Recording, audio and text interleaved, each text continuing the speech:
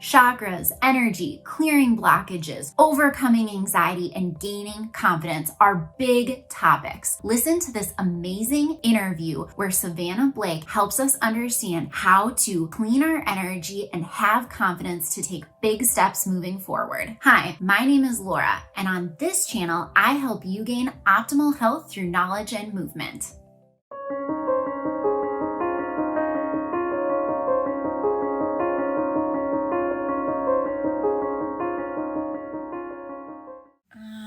Okay, checking on here,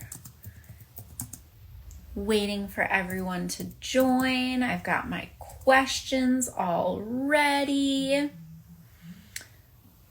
Perfect. So for my little happy hour drink while we're waiting for people, I actually am doing some water, and I have the stuff that supposedly helps keep you more hydrated. So I have that in there with some CBD, which I'm really excited about. Hopefully helps keep me more mentally chill.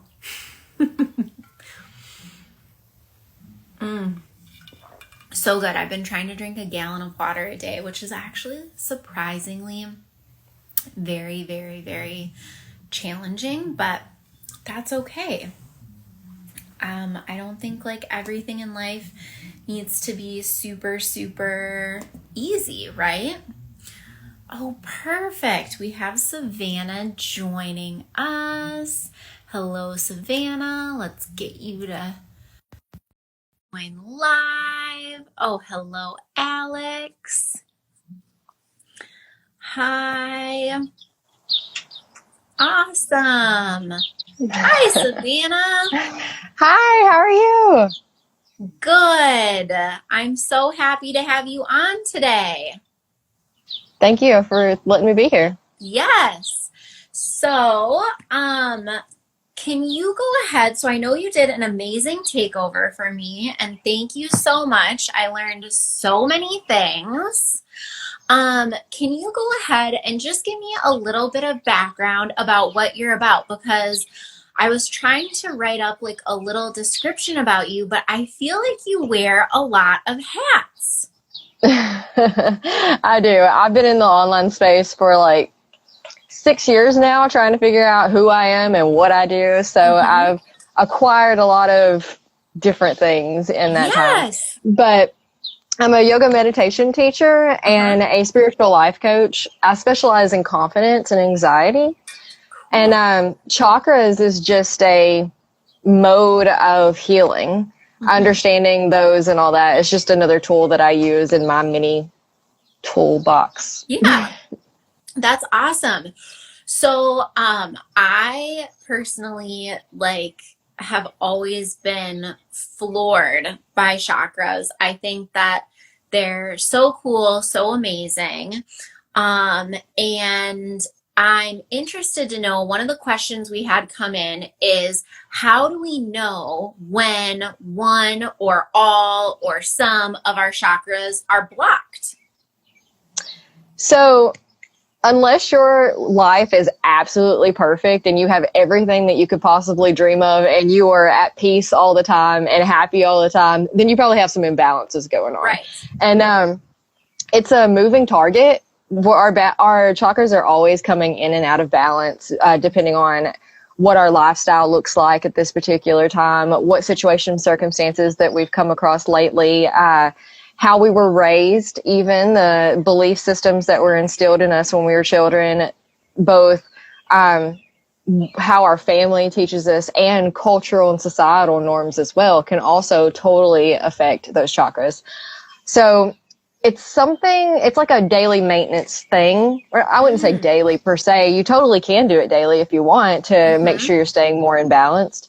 But just like you can't eat healthy for a week and then expect to be super healthy and lose all the weight, the chakras are the same way. It's just another piece of the self-care puzzle. I really like that, how it's something I feel like all of these experts that I talk to, it's kind of like a garden, I was watching someone's Instagram story the other day, and they posted about their garden, and they're like, dear God, I haven't been out here in 3 weeks. And like, it was just, oh my goodness. And so I think that's really fascinating. Like, it's something you have to tend to all of the time. So I know I went to and I've only done this once. It was oh my gosh, they call it yoga for lazy people, but it was a type of massage, Thai yoga body massage or something, like a Thai. So basically you're fully clothed and they like move you into certain positions. But before she even did this massage where she like kind of moved me and stretched me, she took a pendant and went over where each one of my chakras were, or the main ones, like you said, kind of where the all of the ones sort of kind of come to a conduit, and checked to see which one was kind of blocked based on how the pendant sort of moved. Have you ever done something like that, or been a part of something like that, or? Absolutely. That's the number one thing I throw at people who are like, chakras aren't real. Like, get a pendant, get a pendulum. You can hover it over each chakra, and if it spins, you want like a steady, like not too big, not too fast, not too slow. And that kind of means it's clear. If it spins obnoxiously, then it's probably compensating for one of the ones that are beside it. One of those are probably blocked. I've seen them not spin at all. Like, I've seen them not move at all. I've seen them just twitch a little bit. I've seen them do big circles. You can also do it on your fingers, on your hands. There's a chakra at the tip of each finger. So you can hold your pendulum over each finger and it'll do the same thing. And most of the time they'll rotate in opposite directions too. So yeah, that definitely is a great exercise to make a non-believer a believer. Right. So, okay. So for people who maybe are not familiar with the pendulum thing, and I'm sure you can speak way more to it than I can. So wait, okay. Why don't you explain the pendulum thing, and then I will tell you what I have done, and then just please try not to shame me, Savannah. Oh no, you're fine. Like how to do it, or like how it works, or yes, maybe like all of the above. All right, well, it's super simple. All you have to do is hold the pendulum over the chakra, probably about that far. So not like huge. You can do it closer. It's still going to work, but you may like hit your knee or whatever, as it's spinning around, depending if you're laying down. So, a little bit of space is good. But yeah, it just picks up on the energy, and the energy takes it and just starts spinning it. Make sure you're holding your hand completely still. Do you start it spinning at all, or does it? No. Okay, you don't start it. So you just leave it. Just hold it still. Yep. And then it will start it spinning. I wish I had mine with me and I would show us. Now, do you have to so where do you get your pendulum? Wherever is fine. You can actually get a pendulum, so it's a crystal pyramid kind of. It's like upside down, long. But you can just as easily make your own. A fun thing that I've noticed, I put together. I grew up where when someone was pregnant, it was always tradition that they would lay down in the living room floor, and one of us would get a string with their wedding ring or a needle. And you just put the wedding ring or the needle on the string, and you hold it over the baby on the belly. And they always said that if it spun one way, it was a girl. If it spun another way, it was a boy. Sometimes you'll see them go and they tick instead of spin. Yeah. So they always said that if it went this way, it was a girl. If it went that way, it was a boy. And I always, this is fun and all. I don't know how much I believe in it and stuff. Right. And then I grew up and I started learning about chakras and the pendulum exercise. And I was like, whoa, mind blown. So there is something to what they're doing, but I don't know how reliable it is to predict the gender of a child. Right, totally. You're probably just picking up on how open their sacral and solar plexus chakras really are. Right, totally. So, okay, so I was first introduced to this when I was on a clinical, I was first introduced to the pendulum when I was on a clinical rotation for physical therapy school. So this was in 2012. And the lady had a crystal on the end of a string. And I was like, oh my gosh, this is so crazy. So I had a necklace that I wore all of the time. And so I did it. And it was so funny because for PT school, we have to take this test for just our school. And I remember continuing to ask my little necklace, if I really needed to study for this test in order to graduate from school. And it kept telling me no. And everyone in my class studied their asses off for this test. And I didn't study because I was like, the pendulum keeps telling me no. And the crazy thing was, I took the test, and once we all finished it, the guy came out and he was like, okay, everyone passed the test.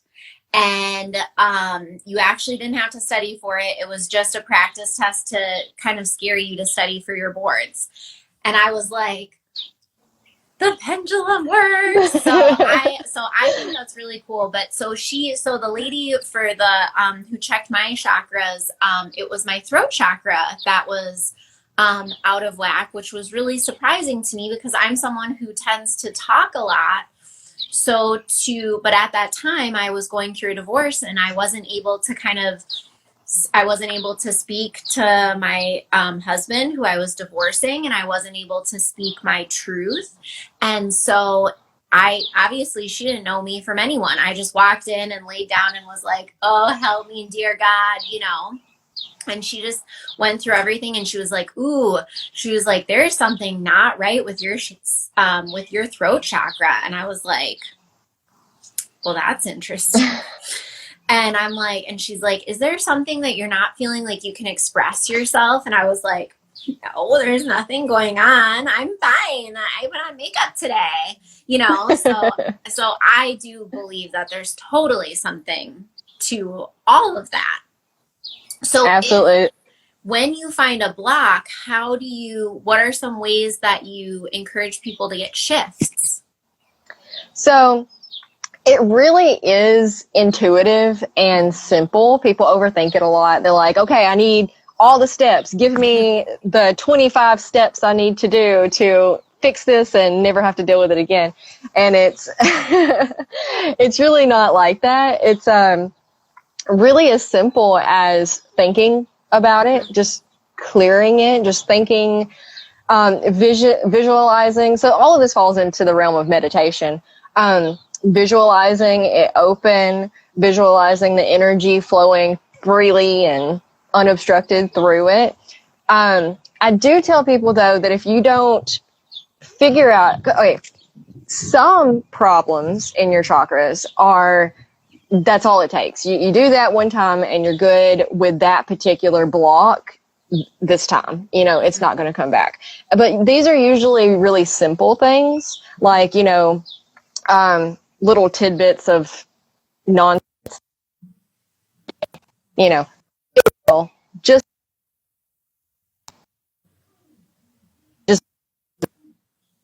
again.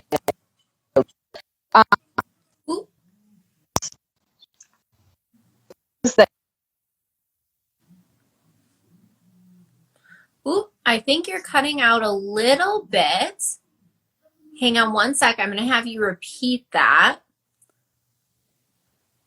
My phone is thinking.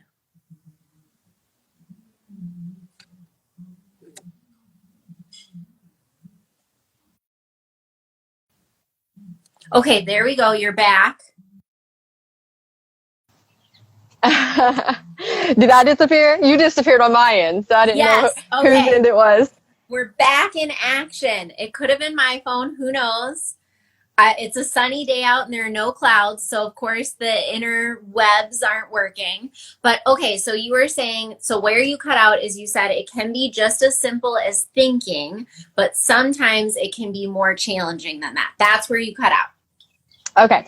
So if it's little things like little tidbits throughout your day that just kind of collected up and made it a bad day, maybe you're just feeling particularly lonely that day.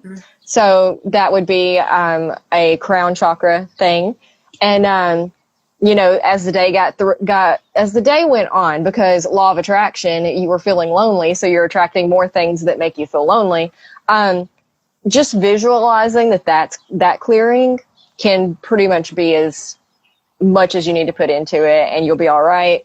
The bigger things, the things that stem from trauma or situations and circumstances that had a big impact on us, like earlier in life or in our past, belief systems from how we were raised in our family, society, culture, stigmatisms. Yeah. And all of that. There you those, go. Yeah. Those types of things will take a little bit more effort, and it may take routinely clearing the chakra for a amount of time, weeks, months, depending on how much it has a hold of you, how much the block has a hold of the chakra. You know, just like moving through anything, because it all comes back to our emotions and who we are as individuals. If something is like, man, not a big deal, then it's going to be easier to heal, to move forward, to move through it, so that clears the chakra and you don't have to really worry about it too much. The bigger things, however long it takes you to heal, because you can sit with crystals and meditate and visualize all day long, but if you're not attacking the root of what's causing the block, it's just going to keep coming back. So if you do it and you're good today, it's just going to come back tomorrow, next week, whenever. So yeah, it just depends on what you're working with specifically. And how do you find those root things? So I think maybe because I knew you were coming up and I have been following your stuff, I actually have started meditating, and like I was doing it super, super religiously, and then I got away from it, and then I just have been not feeling super great. And I'm like, Laura, you know you feel better when you meditate. Why do you not do it? Like, all people say that. And so I was like, you need to do this. So I've been doing it and I feel so great, obviously. But it's like, how do you know, like what, like you said, like those things that, to kind of give you that longevity. So it's not just like maybe a Band-Aid, or I call it sometimes like an SOS meditator. Only when things are going wrong. Yeah. Yeah. So it all comes back to introspection, just learning who you are, how you are, and why you are the way you are. So that's all life is a long journey of trying to figure out who you are, why you act the way you do, why you believe the way you do, why you have made the decisions that you do in life, tracing them back to where you first have a memory of making that choice and starting that pattern. Where did that pattern come from? Most of us children.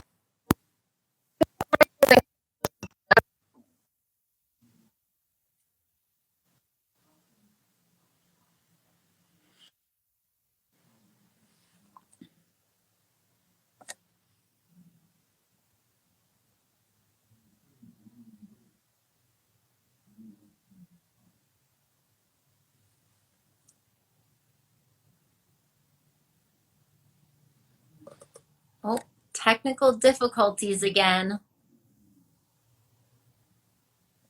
Okay, it looks like we're having... Okay, you're back. Okay. I didn't know what to tell you. Just wait.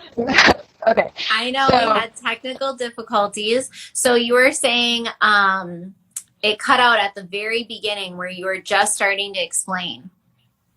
All right. So most of our belief systems, who we are, how we are, come from things that other people have put on us. Okay.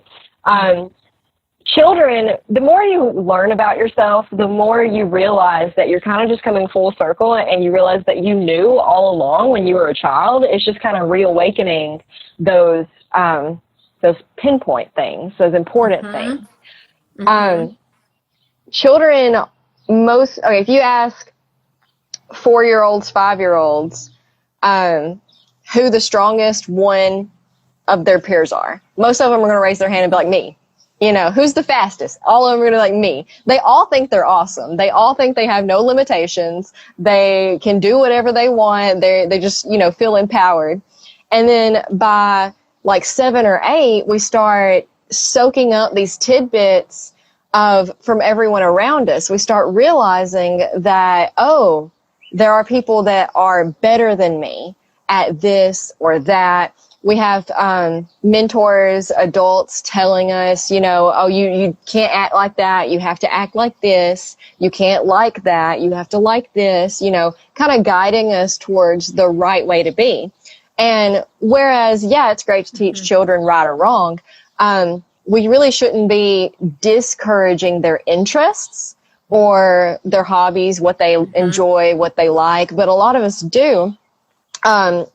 Not because, of anything bad, but for example, artsy children are often told, oh, you can't be an artist when you grow up. That's not a real job. Artists don't make money until they're dead. You have to go find a real job. So this creates a conflict in the child's mind of their identity. So they thought they knew who they were. They thought they were going to be an artist. They really enjoy art. It's all they ever do. But now they're being told that's not who they are. That's not who they're allowed to be. So they're just basically end up confused. So now that we're aware that these things are ingrained in us, we can start sitting around and thinking about it. What conflict am I having right now in life? Where can I trace the beginning of that? Who told me that? Who told me that was true? Did I learn it on TV? Did I read it in a book? Is it true? Is it universal? I highly believe that nothing is universal. There are variations no matter what. Even when you get into like science and stuff, you can be like, well, gravity is universal. Well, not on the moon. Right. So right. It's everything's circumstantial. Yeah. Yeah, absolutely. So once you realize that nothing's definitive and everything is malleable, you can start basically studying who you are, figuring out what you like, what you do like, who are you, and differentiating between your truth and what people have put on you. And then once you can divide that out, you can start throwing away the things that are not you. And as you throw these things away, you clear your chakras. Right. That's so cool. So, when someone's working with you, do they work with you in person? Do you work with people kind of over the phone? I see you have like workshops and things. How? So in my community, I do yoga and meditation and all of that. So all of that's in person. Not as often now with the shutdowns and stuff, but my coaching is 100% online. So I work with people over the phone or through Zoom video chat, whichever they're more comfortable with. Since I do deal with people, confidence, anxiety, self-worth, self-love, those kind of issues, phone is a lot more comfortable for them most of the time than video. Some will stick to emails. So we just message back and forth and stuff because and I understand, I was there. My throat chakra was the most blocked that I had. Interesting. But it was very interesting because it was almost completely blocked, but every now and then it would like explode. Wow. because, it was unhealthy. Yeah. So I spent the first quarter of my life not talking at all, really. And when I did, it was often very explosive. So angry. Yeah. Very expressive. But so I totally understand people not wanting to get on the phone, not wanting to do the videos. So if we have to start through just emails, through just text in the beginning, I am going to push you to the phone, and then I am going to push you to the video, because we're all about growing our confidence, growing our self-esteem, our self-worth, self-love, and healing that which is keeping us small. Mm-hmm. So yeah, that's how I work with people. That's really, really cool. So was it your own personal journey that led you to this business? Absolutely. Yeah. Absolutely, 100%. I spent my entire life on the sidelines, terrified to move, terrified to be seen. I couldn't even like a Facebook post because that would alert someone to my existence. I couldn't engage in life. I wanted to try out for things when I was a kid in school, extracurricular activities, and I couldn't. I couldn't bring myself to try out. I couldn't bring myself to get it in front of people. I sat in the back of the class, silent, didn't even move because I was afraid someone would notice me, just hunched over and small, to the extent that I lost a lot of range of motion in my neck because, if you don't use it, you lose it.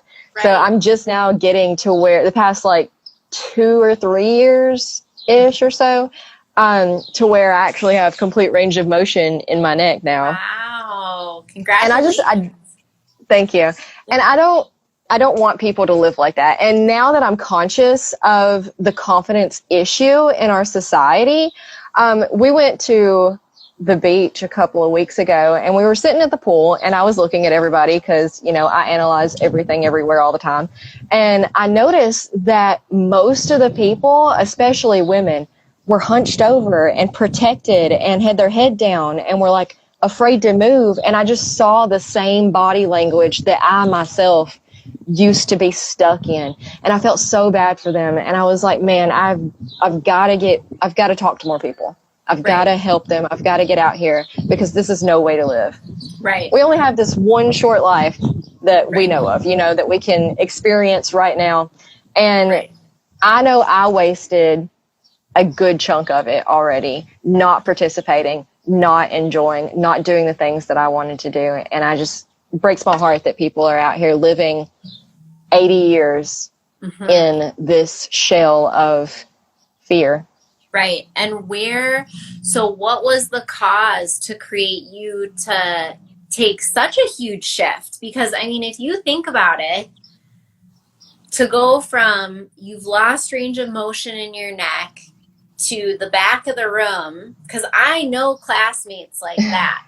So I was the person who was in the front of the classroom, front and center, would ask the teacher if I got assigned to the back of the classroom. And I was like, no, I need to be moved to the front. I can't see as well. I can't participate as well. I was the annoying talk all of the time person. So it's not that crazy for me to be doing this stuff in front of people. I still get really afraid to talk, but it is such a shift to come from the back of the classroom to the front. So what was that drive? So it was a really long, drawn out, slow process of just one thing after another that just kind of clicked and then connected to that. And so I just found myself eventually in this place. But the big click or the big connection was once I started understanding that most everyone feels this way. I thought I was different. I thought I was alone. I was alone, but I thought that I looked around and I didn't see anybody else suffering in anxiety and fear and confidence issues the way I was. So I didn't know that in truth, most of us have insecurities, that we are very obsessive over. And most of the time, they're pretty well the same insecurities. And once I realized that nobody wanted to get up on stage and talk and nobody wanted to be the leader, I was like, well, crap, somebody needs to. Somebody needs to get this information. Somebody needs to tell everybody else that we're all afraid of the same things. Yes. So from there, it was just a matter of, well, crap, I guess I'm it then. And well, I guess I'll go ahead and do it. So yeah. do you have like a toolkit that you kind of help like develop to combat anxiety?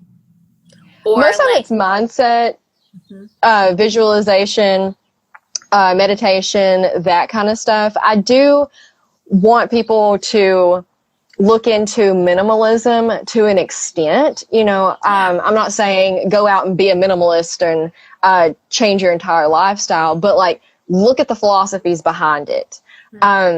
Consumerism has been, it's taken over because it preys on our emotions. It preys on our insufficiencies that we feel we have. When we feel down and out, we buy something and it makes us feel good. It lights up the reward centers in our heads, but it doesn't last. You know, yeah, depending on what you bought, it may last for a week, a month even, or longer, depending on what it is. But most of the time we try to fill this hole inside of us with stuff.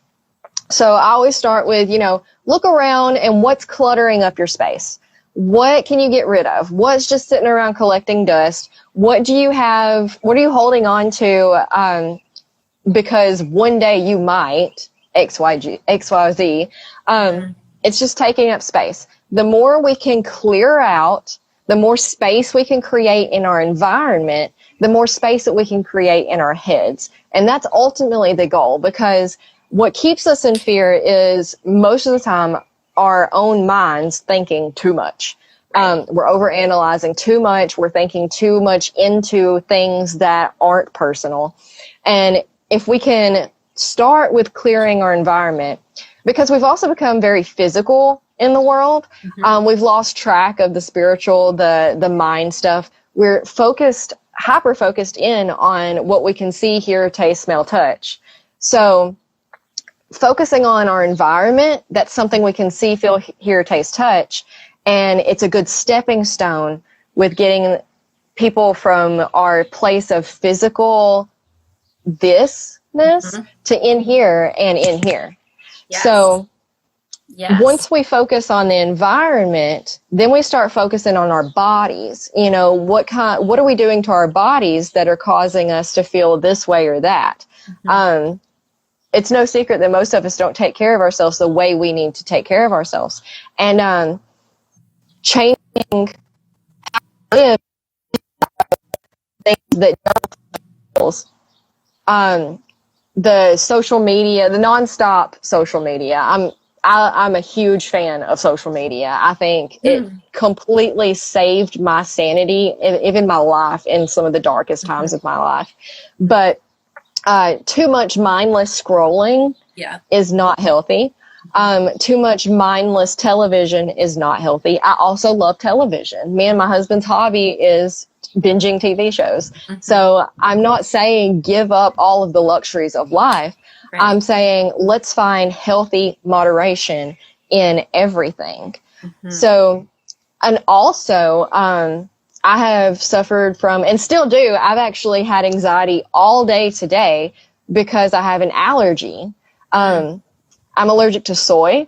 It causes eczema and anxiety for me. And I got a hold of it, I'm pretty sure, in a sandwich the other day.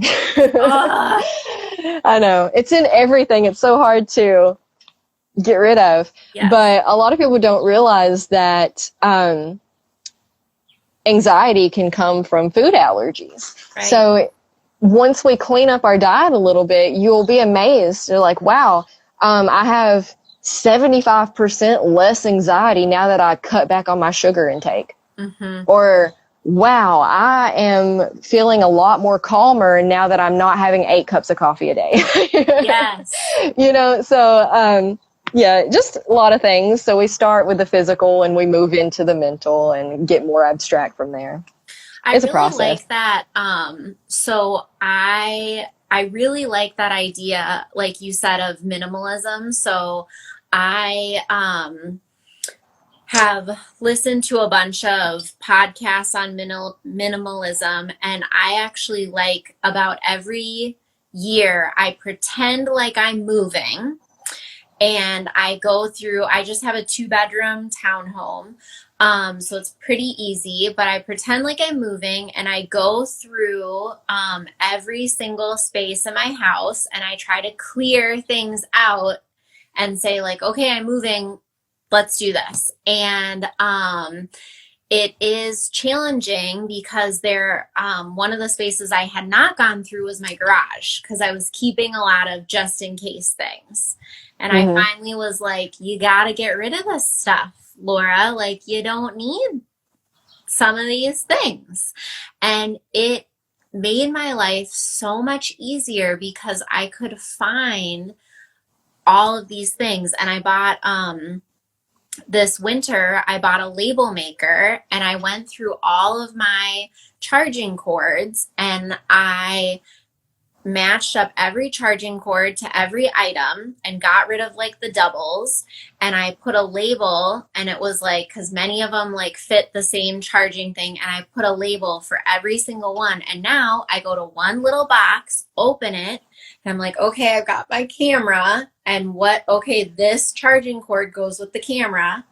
And it is like a million times easier. And it has, and I'm someone who suffers with anxiety, and it has significantly impacted my anxiety. But it wasn't until this past year that I really got strict on myself to say, you are going to really get rid of those just in case things. Like, you're not going to keep them anymore because you've told yourself the last 3-4 years you're going to use them and you haven't used them, and now you need to get rid of them. And it made a huge difference. And it cleared up my space to then allow me to have, like, then I could, when I finished a task, I had room to put things away. So then, like, now it is easier for me to lay down and meditate, or to throw up my yoga mat to do a quick yoga sequence or whatever, because I don't have a bunch of shit laying out everywhere. So, yep. I mean, I guess I've never thought about it in that way, but it totally makes sense now that you're saying it, which is so cool. Absolutely. It's also the difference between a scarcity mindset and abundance mindset. I actually come from a family of hoarders, not to the extent of the TV show or anything, but my grandfather lived through the Great Depression. So now he's spent his entire life keeping things and then turning his money into things because he doesn't trust the banks and all of that. And this is just kind of like the lineage that I have descended from, and totally fell into it myself, to where when I first started this journey, I had a spare bedroom that you could open the door, but that was it. You couldn't walk in there, and it was all furniture piled up on top of itself. And going from the mindset of just in case is scarcity, because you keep it because you might not have the resources to get it later. Yes. But now okay, it's my dog. There's a noise. I don't know what's my dog's moving around now. But so my mindset now is that one of abundance, to where I'm just going to get rid of it because I don't have a use for it right now. And if the time comes where I do need it, then I'll just go buy a new one, because, there's always more where that came from. The universe provides, law of attraction, all of that good jazz. It's also, the more you get rid of, the less you have to clean. And that's great, because that saves time and energy and oh my sanity. God, I love that so much. So I'm really interested, because we've mentioned now this meditation piece several times. How, and I talk about it, I practice it myself, but do you have any tips for people who have a wandering mind during meditation? Absolutely. Yeah. Talk to me about that, because I used to, and now I don't. And so I'm just in like, and I don't quite always know how to describe to people, like, just like I tell them, put it on a shelf or say, thank you, mind. I will get to that later, but or I have people say, like, I just have a monkey mind. I just can't do it. And I'm like, well, that's kind of frustrating that you just told me that. Like, I still want you to meditate, So, yeah. So I'm interested to hear Sounds to me like you're giving up before you're trying. Yeah, exactly. No, that's super common. That is the number one question I get is how to shut your mind off and all of that. And I totally get it. That's where I started too. I had insomnia for years because I could not shut my brain off long enough to go to sleep. And so it's been a long process. That's the first thing you have to remember. It is called a practice for a reason. You have to practice. You have to keep trying. You will get a little bit better every time. Most people are very rigid with their meditation practice, and that's why it's so hard. They think that it means sitting cross-legged, oming, and, eyes closed, really focused, great posture, all of that, and they don't move at all. I'm a lot more lenient because, yeah, posture's great, oming's great, chanting, what all that. But you kind of have to build up to that point. Mm-hmm. And when you get to that point, you will actually want to sit there in perfect posture, cross-legged for an hour, okay? Mm-hmm. And you will know you're there because you want to do that. Mm-hmm. Most of us do not start there, and a lot of us won't ever get there because we don't want to do that. Mm-hmm. So when you're first starting out, I like to tell people to go find a spot outside to sit for a moment. Outside, because we're not going to shut our brain off. We're going to give it something to do so that it's not focusing on the to-do list or the struggles or the anxiety or the whatever we're worried about. Mm-hmm. So find yourself a place to sit and start looking around. Notice the trees, notice the colors, notice how the wind makes them move. Notice the bugs, notice the grass, the sun, don't stare at the sun, obviously, but the clouds, the birds, just notice what you're seeing, notice what you're smelling, notice what you're hearing, and then start noticing what you're feeling. Are there any emotions coming up? Notice how the wind and air feels on your skin. Is it hot? Is it cold? Is it sticky? Is it cool? Whatever it is. And just keep focusing here. If you have emotions come up, ask them if they need anything, and then move along. Give yourself 1 to 5 minutes, just 1 to 5 minutes to sit and do nothing and just exist for 1 to 5 minutes, getting into your body, noticing how it feels. Do you have any pain points right now? Or is your back hurting? Do your shoulders feel tight? Is your neck stiff? Does that need some movement? That's okay. That's as long as meditation isn't quieting the mind. It's learning to control the mind. Mm-hmm. So most of us can't quiet our mind, especially in this day and age when everything's so busy, so jam-packed, everybody, everything, all the time, screaming for our attention, pulling us in 1,000 different ways at any given moment. Tell yourself that, yeah, life is busy, life is overwhelming, life is a lot, there's stuff going on. But right now, I have 1 to 5 minutes to not worry about it. Mm-hmm. 1 to 5 minutes right now, present moment, what's going on right now in front of you that you can see, feel, hear, taste, touch. Mm-hmm. If things pop up, I see you, but not right now. You're important, but not right now. This is my 1 to 5 minutes. So 1 to 5 minutes. Mm-hmm. I like to pretend smoke. I am a pretend smoker. And I was a real smoker for like 6 years, way, way, way back in the day when I thought I was a cool teenager. But when you think about it, smokers, no matter the weather, no matter what's going on, no matter where they are, no matter who's around, it doesn't matter. They're going to find a way to get 5 to 10 minutes to themselves to smoke their cigarette. Okay. Mm-hmm.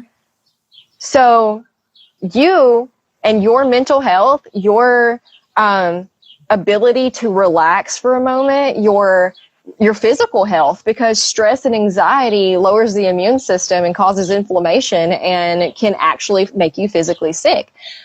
Your health and well-being is worth more than their cigarette. And if they can find 5 to 10 minutes, no matter what's going on, no matter what the weather, you can find 1 to 5 minutes periodically throughout the day, at least once a day, whatever works for you. Right. But yeah, being consistent with it. Right. Yeah, it's hard at first. It took me years of practice before I even understood what I was doing. Right. I was like, okay, meditation. Because, if you Google what is meditation, it says the act of meditating. So, and like, I didn't understand. I was like, okay, people keep telling me I need to meditate. Yeah, you can find a bunch of guided meditations, but like, what are we doing here? I need to know what the goal is so that I can like focus on that. And so, it's hard, but it's not. It's mostly overthinking. I hope that helped. No, it does help. I love that because it's something where I think when people are thinking of meditation, they're thinking go into this silent room. Like right now I'm in my like office guest bedroom. So it's like go into this silent space that's void of sound, touch, light, close your eyes, make it dark, make it silent, and sit here. And even if you're uncomfortable sitting here, you will sit here for a set period of time. And that is what you're supposed to do. And you're going to be fucking miserable, Especially if you have anxiety, that's just going to make it 100 times worse. Exactly. And so it's like, but what you're saying is no. I'm telling you, go outside. Let your eyes explore the environment. Let your ears explore what's going on. Like, you're not even saying, you didn't even say, because I was interested when you were saying, like, look around. I was like, oh, is she going to say look around until your eyes fall on something like yoga, where they're like, find your drishti? I was like, oh, is she going to say find a focus point? No, you didn't say that. You said keep letting your eyes wander. Let your ears wander. See what you smell, all of that stuff. And I was like, that sounds freaking lovely. It's a lot easier, a lot better. Yeah. And so it's like, that to me is so simple and so easy, yet so many times we think it has to be so much more complex, and it doesn't. It's just taking that pause, that moment, to just breathe. Yep, breathe and focus in. And it's not focusing in on one thing. That wasn't one thing at all. There was a lot of stuff going on, but it was being in the here and now versus the jumping around, which I really, really, really love that. Because so many times people are like, okay, like I've read stuff, because like I said, I've just like you struggled with meditation for so long. And then now it's gotten to a place where I do feel better. Like it helps with my anxiety. It helps with my depression. So when I go to do it, my body's like, oh, I know this is going to feel good. So it just sort of like jumps in line like it's supposed to. You crave it. Yeah. Like now it's to the point where my boyfriend's like, okay, honey, you can't meditate for that long. And I'm like, just leave me. And so, yeah, so I love it. So, but it's like, I've read things where they're like, start out with 15 minutes. And I remember back to when I started, and like 15 minutes made me want to crawl out of my skin. And I remember finding those guided meditations online and then being like, okay, come to a comfortable seated position. And I remember being like, and excuse the language, going, fuck it. And I would take my blanket and I would lay in bed, like on my side, all cuddled up in the fetal position, and I would still do it, the meditation, and I'd get up and I'd be like, I didn't sit like you told me. I didn't put my hands like you told me. I didn't do anything like you told me, and I still feel great. Suck it. You know, and I was just like, it was kind of funny because I was like, here I am meditating, supposed to be calm, yet I'm coming out of it feeling defiant. But it was also kind of like, I guess I just didn't find anything online. Like, I didn't know you existed. So I hadn't found the space where I could feel welcomed to kind of come as I am, which is so funny because yoga, meditation, all of that stuff is supposed to be like, honor the body of the day, come as you are. Yet it's like, come as you are, but sit in this way. Yeah, it's had, you know, it got mainstream, and yes, people took our they reformed it. They reformed yes, it into an aesthetic where of structure, and it really is supposed to be a personal practice. When I've been to so many yoga classes, and most of them are very structured, where everybody's doing the same things and in sync, and we're heavily working out. And I mean, all of that's great and all. That is a way to do those things. But the way I teach yoga, people are usually really surprised when they come to my class. We spend the first like 5-ish or so minutes in this sort of meditation where we're just getting into our body, letting the things outside the classroom be outside the classroom, and refocusing our mind, body, soul, everything, our entire being right here, right now for us. Mm-hmm. And then we'll stretch for a little while, and then we may do some flows, but I'm always very careful to tell them, you know, listen to your body. We are not going to be in sync. If we are in sync, we are doing it wrong, because you're supposed to sync the movements to the breath. And all of us breathe differently. We all breathe at different rates, different depths. It's going to be different for all of us. Yoga is cultivating your own personal practice for what works for you and your body and the balance in your life. Right, right. Well, I just think this has been one of my favorite. I think I might say this every time, but like, this has been such an awesome, like, our hour has gone by like this. So please tell me, where can everyone find you? Like, where can we connect with you? All of that. So you can get all of my links at my website, earthandwater.co, which the link is in my bio, obviously. And I'm on Instagram, obviously, Twitter, same handle on Twitter. I have a Facebook group where we cover mindset work and this kind of stuff every single day. Yeah, that's where you can find me. I have a chakra course. I have a free chakra course if you want to explore those more in depth. That's awesome. So, and just so everyone knows, we will also, and so you know, we'll be putting this up on YouTube, and I can even send it to you, the link, once it's all beautified with the thumbnail, and we do a little write-up. We'll put all of your links in there. If you have an email list, you can send it out to people that way so they can get this replay, because it has been so rich with information, and I have just loved talking with you. And we have a little fun announcement that next week on Wednesday, I will be taking over your account to talk about the pelvic floor, and I have some definite fun information, never heard before stuff on my account that I will be talking about on your account. So I cannot wait. And Savannah, this was so super incredible. Thank you. The world needs more of you, and I just can't wait to follow along as your account grows. Thank you so much for having me and giving me the opportunity to share. Yes. Thank you. Have a wonderful rest of your day. You too. Bye.